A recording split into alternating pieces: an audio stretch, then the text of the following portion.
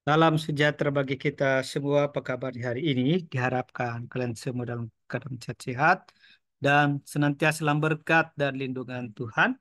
Sebelum kita lanjut, di subscribe, like, dan komen channel ini. Dan untuk mata pelajaran ekonomi kelas 11 dalam kurikulum Merdeka, kita akan bahas bab 3, ketenaga kerjaan. Dan ini materi lanjutan pada sebelumnya kita telah bahas tentang sistem upah. Dan kali ini kita akan bahas tentang pengangguran. Tujuan pembelajaran: satu, menjabarkan konsep pengangguran. Dua, mengidentifikasi jenis pengangguran. Yang pertama, konsep pengangguran. Pengangguran adalah kelompok angkatan kerja yang tidak bekerja atau sedang mencari pekerjaan. Pengangguran dapat terjadi karena jumlah penawaran tenaga kerja lebih besar daripada permintaan tenaga kerja. Dengan kata lain, terjadi surplus atau kelebihan penawaran di pasar tenaga kerja. Pengangguran menjadi salah satu masalah yang sering muncul di negara-negara berkembang. Hal ini disebabkan karena tingginya jumlah penduduk yang tidak diimbangi dengan ketersediaan lapangan pekerjaan, sehingga memicu terjadinya ketimpangan pendapatan. Dua, jenis-jenis pengangguran. Pengangguran terbagi atas: pertama, berdasarkan lamanya waktu bekerja. Yang kedua, berdasarkan penyebabnya. Nah, kita mulai di pengangguran berdasarkan lamanya waktu bekerja. Nah, ini terbagi atas: satu, pengangguran terbuka; dua, setengah pengangguran; tiga, pengangguran terselubung. Kita mulai di pengangguran terbuka. Pengangguran terbuka adalah angkatan kerja yang sama sekali tidak mempunyai pekerjaan. Contoh, yaitu mahasiswa yang baru lulus kuliah dan belum bekerja. Menurut BPS, pengangguran terbuka terdiri atas kelompok orang yang A, tidak memiliki pekerjaan dan sedang mencari pekerjaan; B, tidak memiliki pekerjaan dan sedang mempersiapkan usaha. Dua, setengah pengangguran. Setengah pengangguran adalah angkatan kerja yang sudah bekerja namun tidak bekerja secara optimal atau bekerja di bawah jam kerja normal. Contohnya, tani yang menganggur karena menunggu musim panen tiba. Tiga, pengangguran terselubung.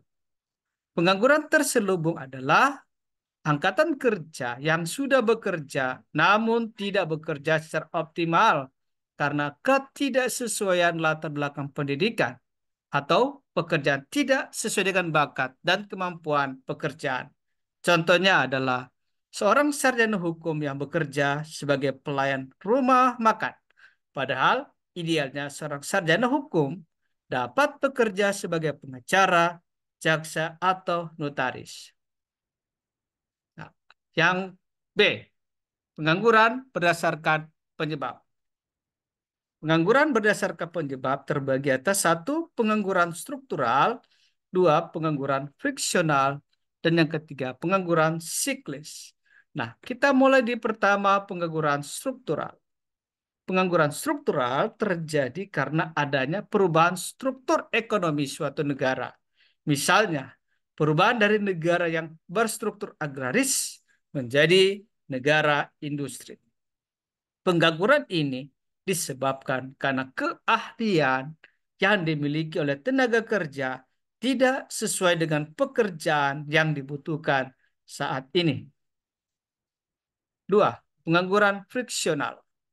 Pengangguran friksional adalah angkatan kerja yang tidak bekerja karena mengharapkan pekerjaan yang lebih baik dari sebelumnya.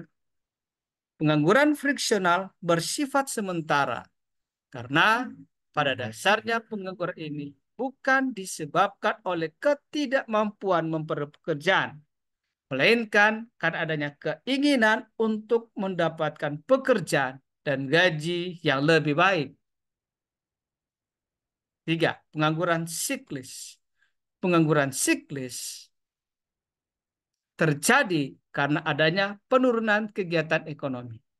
Ketika permintaan barang dan jasa dalam perekonomian menurun, hal ini akan memaksa perusahaan untuk memberhentikan pekerja dalam upaya memotong biaya.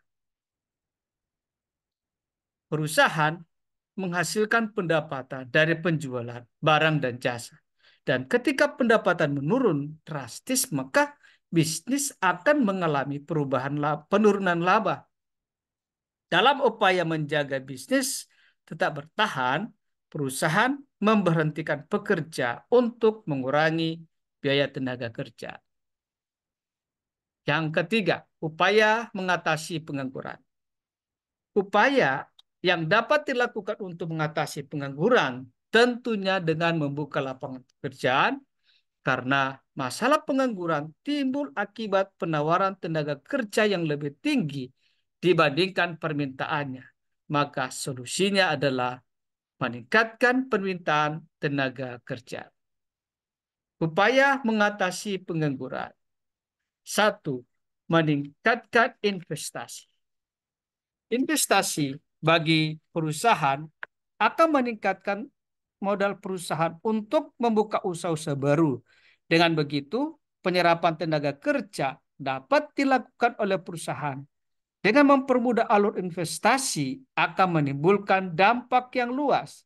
Karena selain dapat menyerap tenaga kerja, investasi dapat menggerakkan perekonomian dan meningkatkan pertumbuhan ekonomi. Yang kedua, dalam mengatasi pengangguran, pelatihan kerja. Pengangguran dapat timbul karena angkatan kerja tidak memiliki keterampilan yang dibutuhkan. Oleh karena itu, untuk mengatasi perlu diberikan pelatihan-pelatihan yang dibutuhkan masyarakat, sehingga mereka memiliki keahlian atau kualifikasi yang diperlukan di perusahaan. Nah, pelatihan kerja juga dapat meningkatkan kualitas tenaga kerja sehingga bisa bekerja dengan optimal. Yang ketiga adalah program kerjasama luar negeri. Nah, pemanfaatan kerjasama dengan negara lain dapat dilakukan sebagai usaha penyerapan tenaga kerja Indonesia. Kerjasama ini dapat dilakukan oleh pihak swasta maupun pemerintah. Dengan kerjasama tersebut, kesempatan kerja masyarakat semakin terbuka dan permintaan tenaga kerja yang tidak seimbang di dalam negeri dapat teratasi.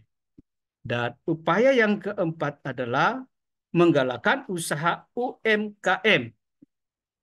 Meningkatkan kesadaran masyarakat untuk menggiatkan UMKM adalah salah satu upaya mengatasi pengangguran. Masyarakat dibina dan diberikan bantuan modal untuk membuka lapangan kerjanya sendiri, sehingga masyarakat tidak hanya berusaha mencari pekerjaan bagi dirinya sendiri, tetapi juga dapat membuka lapangan usaha baru yang dapat membantu mengurangi angka pengangguran dan meningkatkan kegiatan ekonomi. Terima kasih. Demikianlah materi kita telah selesai. Kiranya ini bisa bermanfaat bagi kalian semua. Tetap semangat belajar. Tuhan memberkati kita semua.